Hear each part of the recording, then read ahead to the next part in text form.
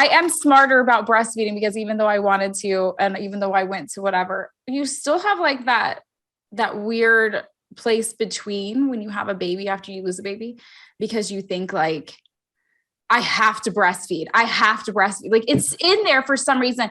And then when I was like struggling and the hospital was really mean to me, like you had a C-section, you're not going to be breastfeeding. And I was like crying, like, I thought I was starving my kid because that's what they told me. And the one nurse went and got my pediatrician and he was like, look, I'll tell you when you're starving your kid. And then he taught, like, there was things like combo feeding and you can still breastfeed even if you give your kid a bottle or a pacifier, like, because all those things you're told is like, don't do it. And I was like, so like the first 24 hours after my kid, I was like, I can't give him a bottle. I need to breastfeed. Like it was still in there. And here comes my pediatrician to come and be like, let's break through the wall and say, you can give a bottle if needed. And then he checked him and he's like, you don't need to give him a bottle though. Keep going, whatever. And then he ended up being too chunky and too big. And then he was like, slow your roll. Like you're feeding him too much. So like it ended up a whole nother end. But at the time you really believe that, like that whole, like, I have to, it was still in there, even though everything I did was completely opposite and completely medical. And I'm like, wow. So this time around, I'm like, nope, not dealing with any of that. I'll be like, give him a bottle. He's hungry. Feed him. Like, like, don't care. Like, no, I'm not doing that again. And breastfeeding's hard. Like, I don't care what anyone.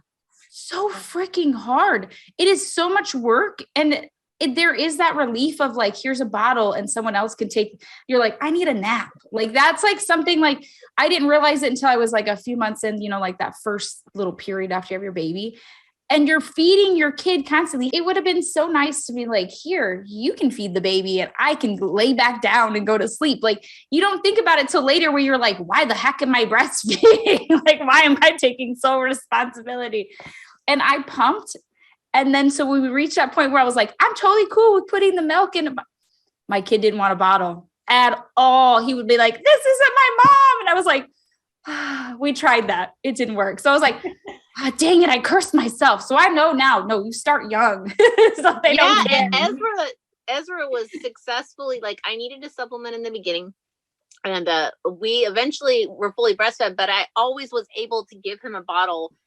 Like, so every day or couple days, I would pump and give him a bottle. And so he kept taking a bottle. So if I needed like to do something and I couldn't take him because hello, COVID and making things difficult, like I could give him a bottle. And he was my only breastfed baby that I could, just pump and give him to somebody else because he would take a bottle because I had done it from the beginning. He would do either or, and he would just smoothly transition. He didn't care.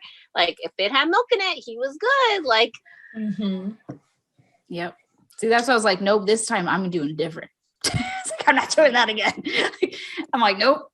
I'm like, it'd be different. As long as you keep up your supply and the baby doesn't have any like physical issues in their mouth that are preventing a good latch, babies are smart enough to go back and forth from breast to bottle. But the most important thing is keeping your supply up. So if you like leave for 6 hours, you can't not pump for 6 hours and just give them formula because your supply is going to drop off and go away.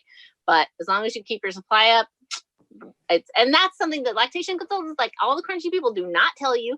And you're right, it gets in your grain in your bread that bottle equals failure of breastfeeding. That is not what is causing it. And nipple confusion, there's no confusion. There is preference, but that's really usually because the mother's milk is drying up.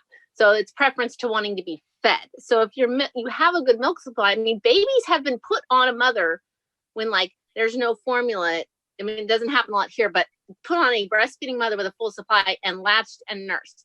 Many people have adopted babies, older babies, even toddlers, and been able to latch them and get them to nurse. So it's not like they can't figure out how to work a breast. It's that as long as their supply and their mouth is formed correctly, then they can nurse and you can continue having a successful breastfeeding relationship and still give bottles. It doesn't kill it. And I wish they would tell you that. It's like that lie. It totally permeates your brain. And I only know this because I've had several kids. Like I was totally indoctrinated after Aquila when Willow was born in the NICU. I'm like, I have to nurse her because my 3 babies before Aquila had all been breastfed fully, no bottles. And so when she died, I was like, that is normal parenting for me, is breastfeeding. And this needs to be normal. It's not normal. She's in the NICU. Everything's abnormal. My last baby died. The only thing that can make this normal is if we're successfully breastfeeding. And I refused to give her bottles. So it took us so long to get out of the NICU. And I finally had to give her bottles to get her out of the NICU because they would not release her. And we were only there because she couldn't eat properly because she was too sleepy because she was a preemie. And it's like, that lie that just had permeated my brain that this won't be normal, this won't be normal, this isn't right, this isn't natural, is just, it took me years and multiple babies to like be able to understand that it can be a successful, happy breastfeeding relationship, and bottles are not evil, and formula is not evil. Like, I actually think that formula is the reason why I can manage breastfeeding, because I am one of those very few, I know supply issues are a thing for people, but I'm one of those people who I truly like, if I produce 12 ounces in a day, that's a big day for me. Yeah. So with my daughter, and I think I was producing more with my daughter. And I think if I was fully like every 2 hours latching, that kind of thing, I might be able to boost up supply, but not by much. And I lucked out this time because I have our doctor's office has a lactation consultant that actually, she was the one who was like, have you considered formula feeding with this baby? Because he's losing weight. He's not at an unhealthy point right now. But the point of coming to the doctor is to make sure he doesn't get to an unhealthy point.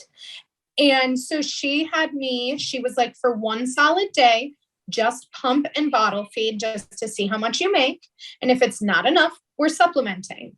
And I had such a hard relationship breastfeeding Gracie when I was just like entirely lactivist, because I was like, I refused to believe that I could give her formula. And she spent most of the first year of her life like underweight. She was healthy and happy. So I was like, obviously this isn't a problem because she's still healthy and happy, but it was a problem.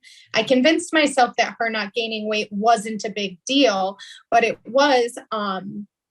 So when even with John, before we lost John, I had kind of said to myself, I'm not going to make myself feel like a crappy mom by forcing a breastfeeding relationship that's not working.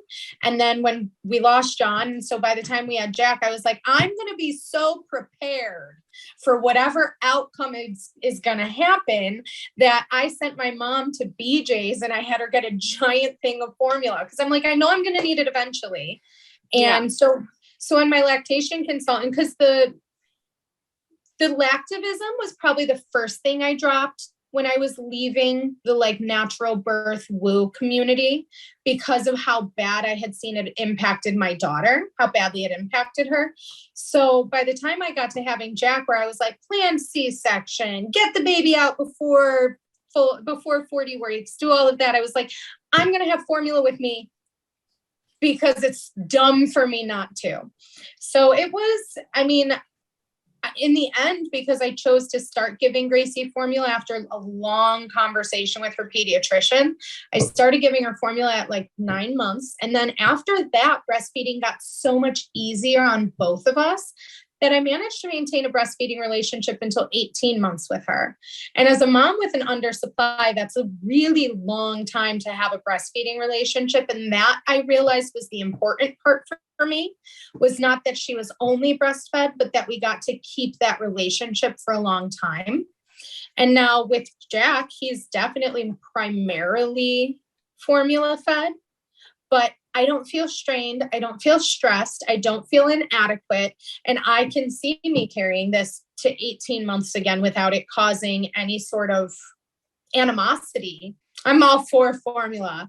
Lactivism, dropping lactivism was the smartest thing I ever did.